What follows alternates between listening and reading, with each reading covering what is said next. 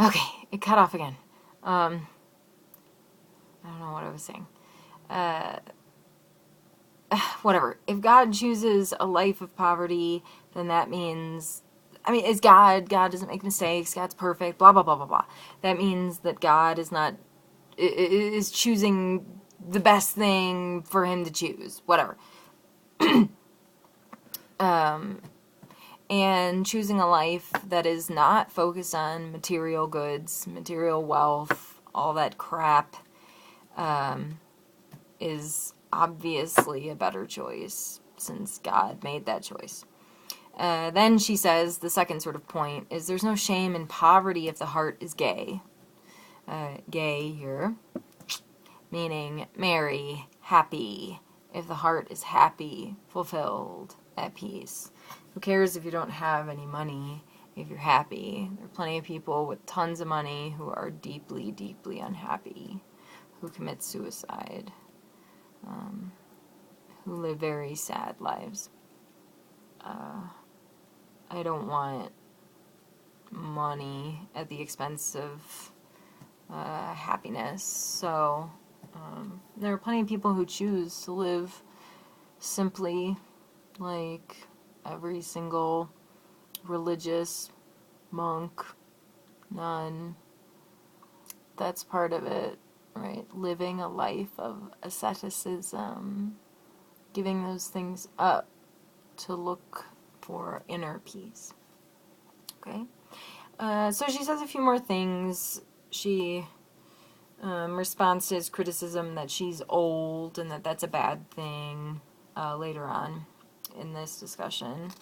And she says, look, you're supposed to respect your elders. Being old isn't supposed to be something shameful or bad or negative. It's the illustration of experience and wisdom. Okay, so we've seen the wife of Bath herself is awesome. The queen, awesome. The old crone, awesome. They're all wise, intelligent, insightful, critical, experienced humans. Not one of the men in this discussion are. The knight is a rapist. The king just sees everything in black and white. He doesn't even have any words. He doesn't think.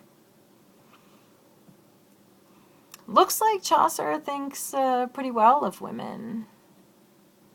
Now, as for the retribution, rehabilitation stuff, if the knight had just died, been killed, like the king wanted, maybe some people would have been scared into not being rapists, but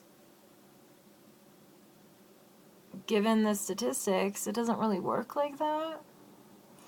And by the way, given the the studies in psychology, it looks like a lot of people think, yeah, if I knew through and through that I would be caught and I would be killed, yeah, that would deter me. But I don't know that that will happen. In fact, I think I can get away with it, blah, blah, blah. So people still do it, even though they know that if they're caught, they will maybe get the death penalty, assuming they just can't get a good lawyer. So there are lots of problems with, at the very least, our use, our instantiation of the death penalty. And the same problems existed in the Middle Ages. There were the same biases against poor people and slaves who committed crimes rather than wealthy people who had more money to, pay people off or bribe people. So, now that doesn't make sure that you distinguish between the death penalty in theory, right? Killing a living creature for her crimes That is just the theoretical notion of the death penalty. To kill for crimes versus an instantiation of the death penalty, which is not that. So in the United States, we kill people with Down syndrome. We have done that for crimes. That might need some examination, maybe. But again, the king doesn't see any of this, doesn't think through any of this. The queen does, and she sees that if the knight is merely executed for his crime, maybe a few people will be deterred. But better yet, if the knight himself deeply learns a lesson, deeply, not just a lesson in theory, but when he finally says to the old crone, when she says, look, I can be young and beautiful, then you have to worry about your friends who come to visit and me maybe cheating on you. Or I could be old and ugly, and then you never have to worry about me being unfaithful. And he says, you know what? It's your choice. It's up to you. And what is it that women want most? That was the whole journey to find that out. The freedom. To be the masters, at the very least, of themselves. They want autonomy, like any living creature wants. We want to have the opportunity to look inside ourselves, discover who we are, and follow our own passions. That's the idea. And he finally, at the very end, says, it's up to you. You make the decision about our future together. Right? So, look, the illustration is that he finally deeply learns what it is that women want, not because somebody just told him, and the old crone did that. He hadn't learned it when she just told him, because he didn't understand it yet. He had to experience what women want. And by him giving her that autonomy, that freedom to make that choice, he illustrates that he did experience that. And because he learned his lesson deeply and can now not only show his wife respect and kindness and love, which of course other husbands will see, he can go out and talk to other people about his experience. He's literally become a better human being who will put forth a better image in the world of humanity. He can teach by example. He can teach in myriad ways now. But there isn't much to be learned. As much. And the statistics do seem to illustrate this, that just killing him would have done. Just killing him would not have helped to change not only him, obviously, but others in the same way. So it is absolutely valuable that he was given the opportunity to learn, to be rehabilitated rather than merely punished for his crimes. And by the way, keep in mind, I think that people who rape people should be punished for that. Yep, of course I do. I don't think that he was never punished. Remember that he had to wander for a year and a day the whole time with death hanging over his head. There's a sense in which that is a prison.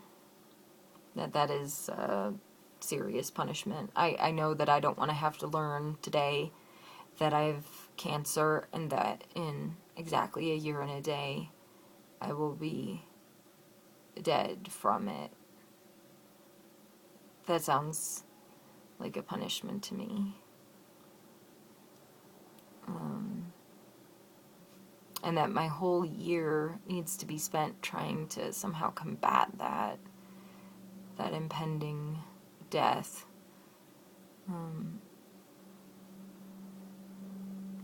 So, I mean, I think that we can make an argument that punishment, retribution has occurred as well as rehabilitation. And even if you don't think that the retribution is severe enough, look, I understand. I don't agree, but I understand that. And I can understand that somebody who has been raped might certainly think that. And I just have no comment there, because I don't know what that's like, right? I don't have that experience.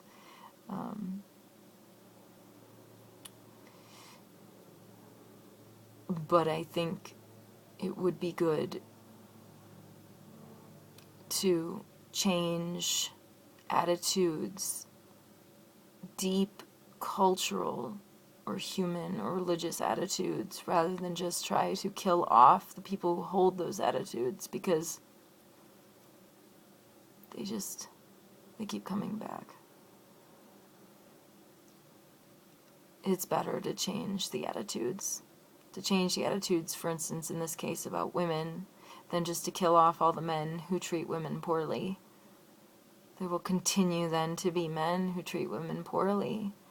There are, and history has absolutely 100% illustrated this. When we just try to kill off cultures, it doesn't work. Kill off religions, it doesn't work. When we try to change deep foundational beliefs with education from the root, that's when real progress is made. And that doesn't mean that there are no punishments for crimes, but it means that punishments are always given alongside education. Always. Education is deeply important, and I hope that the couple of you who might be watching this, I know that the couple of you who might be watching this care about your educations. Thank you. So, if you have a question about this on your exam, second exam, you might know a little more about what to say. Okay? Remember to email me with any questions. And I think that's it. Bye, guys.